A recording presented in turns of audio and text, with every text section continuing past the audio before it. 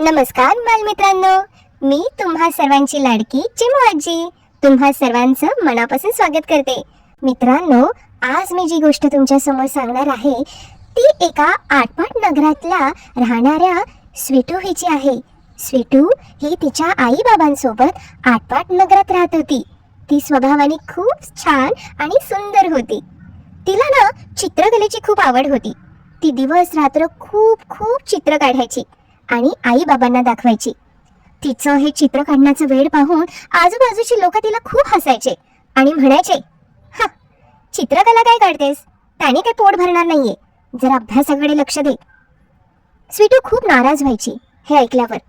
एकदा काय झालं, आटपाट नगरामध्ये एक चित्रकार जात होता आणि त्याला मध्येच तहान लागली, म्हणून त्याने पाणी मागण्यासाठी स्वीटूच्या घराकडे धाव घेतली आणि त्याने पाहिलं की ही मुलगी खूप सुंदर चित्र काढते।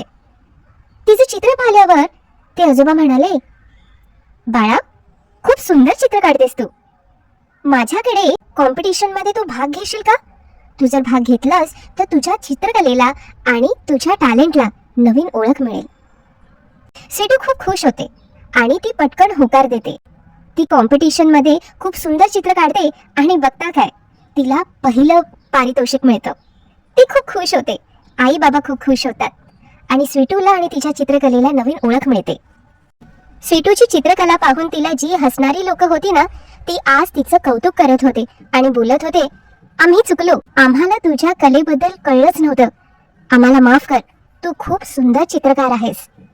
स्वीटू खूप खुश झाली आणि तिच्या चित्रकलेला नवीन ओळख मिळाली।